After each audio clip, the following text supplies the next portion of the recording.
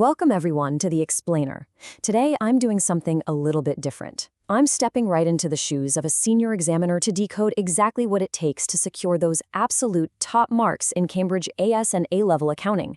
Specifically, we're zeroing in on the double entry system and the accounting equation. Now look, if you're gearing up for the 9076 syllabus, you already know these concepts are the absolute lifeblood of the subject. You literally can't do accounting without them. But here's the secret. Knowing the math, that's really only half the battle. Today, we're going completely behind the scenes. We're going to look at exactly how examiners evaluate your paper, where really smart students consistently lose points, and the precise tactical strategies you need to employ to capture every single mark available to you. So here is our roadmap for this session. First, we'll cover the core principles and objectives. Then, we'll dive into the technical methodology. After that, we're mastering critical analysis. And we'll wrap up with the top examiner warnings. Let's get right into it. Starting off with Section 1, Core Principles and Objectives. This is really the examiner's baseline. I really want to emphasize the high stakes here right out of the gate. This is not one of those fringe topics you can just skim over or strategically skip hoping it just doesn't show up on exam day. No way. Because it is guaranteed to appear in every single examination series. The entire conceptual framework for the double entry system relies heavily on systematic analysis and evidence-based reasoning. It's the foundation of the house. If your foundation here is shaky, it's going to impact your performance across the entire exam paper. You have to have this locked down tight. Now, to truly succeed, you have to understand what the examiner is actually testing. They want to see your competence across 3 distinct cognitive domains, not just your ability to memorize facts. The Cambridge syllabus is super clear on this. Top-performing candidates do not just regurgitate textbook definitions. They demonstrate absolute mastery by showcasing a connected understanding of how knowledge, analysis, and evaluation all interplay within the accounting equation. Think of it like a ladder. Knowledge gets you on the first rung, analysis pulls you up, but evaluation, that's what gets you to the very top. And this leads us perfectly to what we call connected conceptual understanding.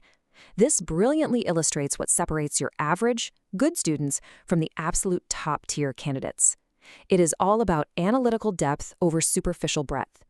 Examiners are constantly hunting for logical, structured reasoning. So ask yourself, can you take the rigid rules of double-entry bookkeeping and accurately apply them to a completely weird, unfamiliar business scenario that you have never seen before in your life? Because they will throw curveballs at you.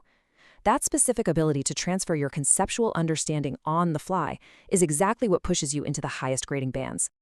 Moving right along to Section 2, the technical methodology, which is essentially your procedural framework.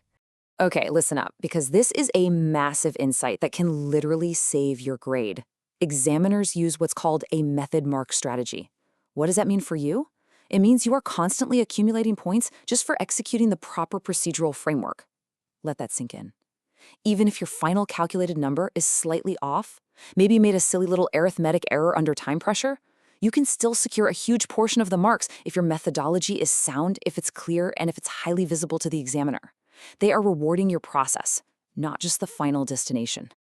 So let's break down how you build a flawless, standardized sequence that guarantees you are scooping up every possible method mark along the way. Step 1. Identify the key elements of the transaction. Step 2. Apply the relevant accounting principles.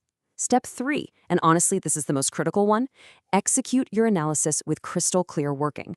Please, whatever you do, do not hide your math. Show them your brain on paper. Step 4, verify your results. And finally, Step 5, present everything in the appropriate format. Strict conventions apply here, guys. Proper headings, correct accounting terminology, clear annotations, these are completely non-negotiable if you want top marks. But beyond just doing the math, your practical application has to include these critical data interpretation skills to truly show professional competence. Examiners consistently note in their reports that students really struggle when faced with complex texts and dense data tables. You kind of have to play the role of a financial detective. You must accurately extract the numbers from these thick, overwhelming paragraphs. You need to interpret the hidden relationships, like understanding exactly how a subtle adjustment to inventory is going to ripple through and affect both the balance sheet and the income statement. And then you have to draw strict, evidence-based conclusions from that data. All right, let's shift gears into Section 3, Mastering Critical Analysis, or how to start thinking like an evaluator. Now, take a look at this stark contrast on this slide. It's pretty eye-opening. To get the top score, you absolutely cannot just list similarities.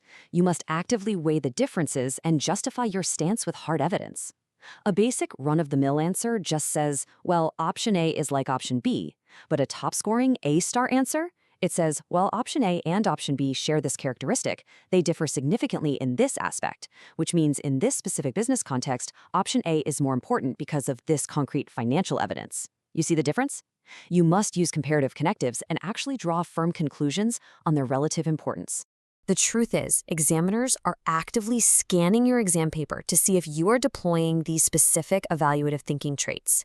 They don't want you just passively reporting numbers. When you analyze the accounting equation, are you questioning the underlying assumptions of the data they gave you?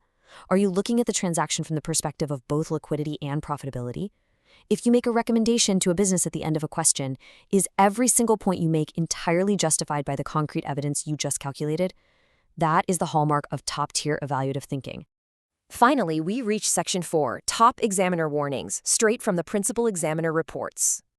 I need you to pay very close attention here because the examiners explicitly note that jumping into an extended response without defining your terms is a massive, glowing red flag. The examiner reports highlight year after year that candidates consistently confuse key accounting terminology when discussing double entry systems. So here's the rule. If you are going to base a critical analysis on a specific concept, take one brief sentence to clearly define that term first, set the stage. It shows immense precision and it secures your academic foundation before you even begin to build your complex argument.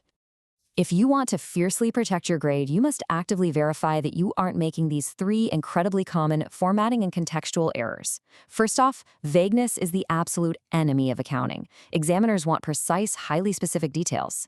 Second, presentation matters immensely. It's not just a suggestion. A missing heading or a sloppy, hard-to-read format will literally cost you easy, totally avoidable marks. Third, and perhaps most importantly, do not write a generic textbook answer. Your response must be tailored specifically to the unique context of the business scenario provided in the prompt. If it's a manufacturing business, talk about their machinery, not just some generic asset. Before we wrap up, I want to give you a quick, highly effective memory hack to keep everything straight when you're under the immense pressure of the ticking clock. Try creating a visual story to connect your accounting principles. Since the double entry system dictates that every single transaction has to have an equal and opposite effect, try imagining it as a giant physical scale balancing heavy weights. Or imagine a story where the money is physically walking out of one room and entering another. Taking the time to encode these complex concepts visually in your mind is going to be your best defense against those sudden, terrifying exam day mind blinks. So what does this all mean for you right now? I want you to take these insights and actively apply them to a past paper today. The next time you sit down at your desk to practice, don't just flip to the back and look at the final number in the marking scheme. Stop and ask yourself, is my methodology undeniable? Is my working completely clear? And is my final evaluation backed by hard, irrefutable evidence? Mastering that specific mindset, stepping into the shoes of the examiner, that is the true key to unlocking your highest potential score. Happy studying!